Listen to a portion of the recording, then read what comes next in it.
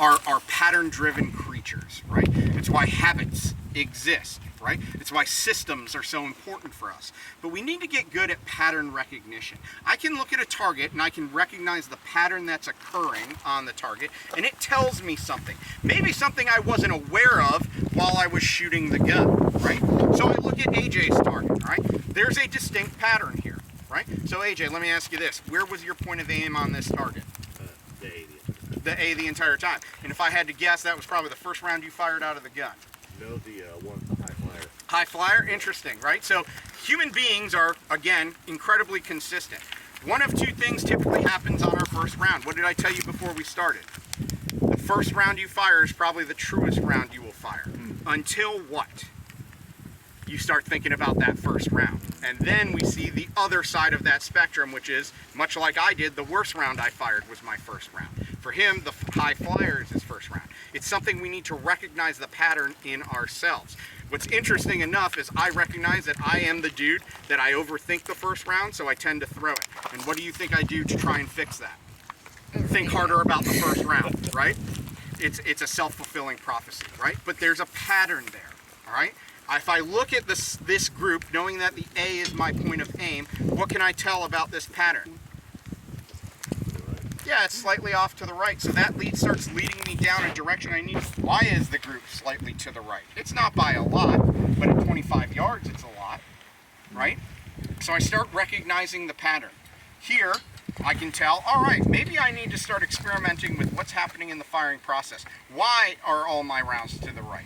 If I know that this is capable and I put the center of my group right here, well, I've got one of two things going on. Either I'm doing something in the firing process, causing all my rounds to deviate to the right, or my optics off, my sights are off to the right. But I need to go down this road, and the only way to do that is to recognize the pattern, right? If I move on to Mike's target, what can I tell here? Pretty good. Not a goddamn thing. All right. All right. And that's good. But actually, I am getting information out of this. What's the information I can gather here? Consistency. Consistency, right? There's a lot of consistencies here, right? Cool. If I shot this kind of group one of my 3 rounds, I would move the fuck on.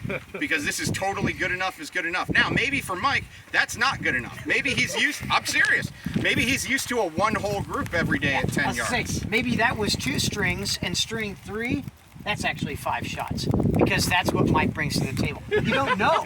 You see what I'm saying? And this is where then, oh shit, I suck today. I should typically shoot that. You have to reserve judgment, or you'll start chasing the wrong things. So if I move on to Mel, right? Is this a good group? Yeah. How the fuck do I know? I'm not Mel, all right? So I don't know if this is a good group or not for Mel. But what can I see about the pattern here? Can we agree? Was this your aim point? Yes. Right? So we can see we're slightly to the right, maybe a little bit low. But if you really pay attention to this group, what do you see? 2 separate groups. 2, and in fact, if you got even closer, I bet you could decipher that there's actually 3 separate groups here. All right? So if I start looking at that, that begs a question. Why would I have, having known I shoot rounds, what would cause that to happen? Different point of aim, potentially. So let me ask you this, Mel. Did you look at that same point every time you started a group? Initially I tried, but I might have got adjusted. Try to get the closer group together. Yep, and that's what starts happening, right? We start making these artificial aim points for ourselves. Typically when I see this happen, it's individuals shoot 1 round, and what do? Wherever that round landed, now we're going to shoot at that hole. Yep. But if we fundamentally have something causing an input that's shifting the gun around, now you're chasing a hole with another hole. Now you're chasing that hole with another hole. Now you're chasing that hole. So one of 2 things happen. It could be that, or changing the point of aim, not necessarily being changing the point of aim like, oh, I chose to put the sights here. It might be changing a point of accommodation, visual focus, right? Especially with the dot, we're told to do what? Where should our focus be? Target. On the target. Where on the target? To a precise location on the target.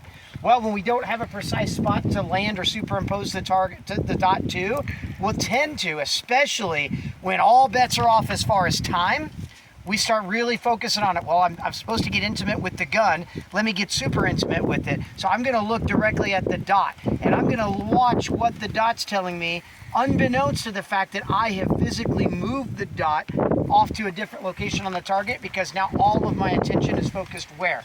On the back of the gun. So I start seeing everything. I'm like, man, that dot is so still. I can't wait to press that trigger. Bang.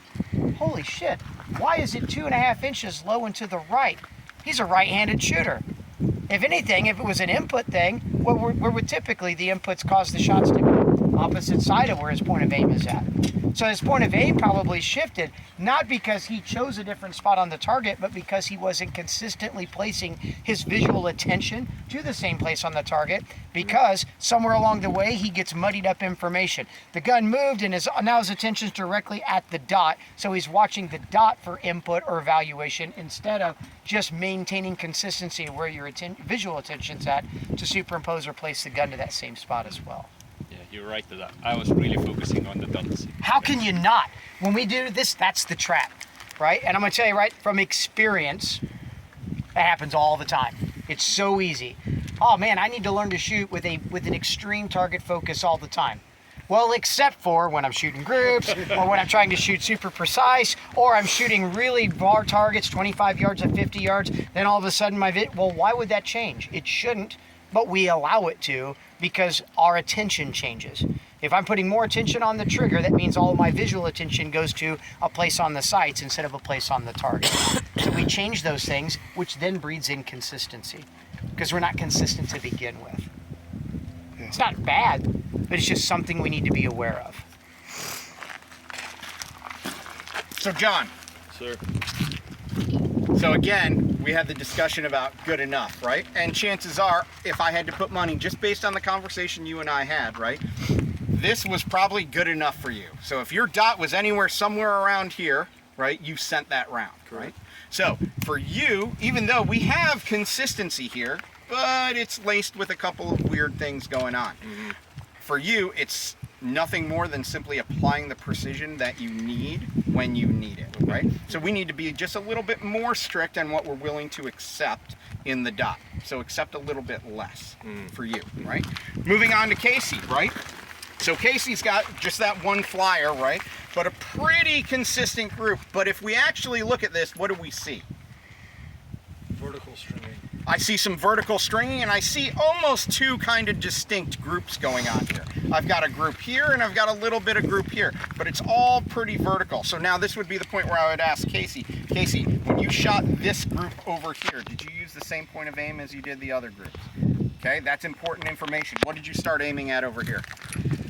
Well, I realized that initially I was aiming at the A for my first group, and then I started chasing the bullet holes, and so I tried to re-aim at the very top of the A for my third group. So yeah, I was all over. So I'm going to tell you guys now, I set you up for this a little bit, all right? I do not let you... He did. Hate him, not me. It's all me. It's all me. I'm an right? evil genius. Good cop, like bad cop. We'll talk about this later. Some wall-to-wall counseling happening. So, an interesting thing that occurs, right? I do set you up for this, right?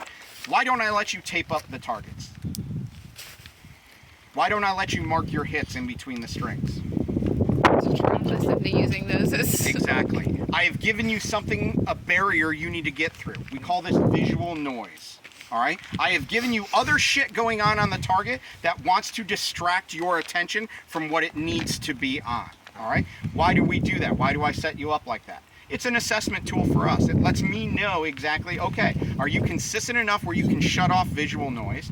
Or are you an individual that gets sucked into a little bit of visual noise? And it's really interesting to watch how different shooters approach these things. So I forget who asked the question. I think it was AJ about choosing different points of aim on the target. It's amazing when shooters who get so sucked into visual noise, they cannot shoot the same spot every time. They have to shift their point of aim because they get so distracted on everything else happening. But that's important information to know about, right? So for you, an interesting thing to experiment with is shutting off this visual noise and letting each shot be consistent as to where you're holding it. Again, what did you do before, whether you realize it or not? You started judging your shooting halfway in between. And And that's never going to equate to a good answer. I promise you guys. All right? So good job. This guy fucking rocked it. Okay, so Colin. So I've got a group here. What happened down here? Let's get the shot off now. The wind's blowing. Okay, so this is where we start letting this performance, right? Whether it be someone else's performance or the environmental conditions. I don't like this. I want to be done with this. But isn't it amazing how consistent his inconsistency is? I planned it that way. Yeah, hell yeah. Hell yeah. I totally meant to do that, right? But that's an interesting thing that we need to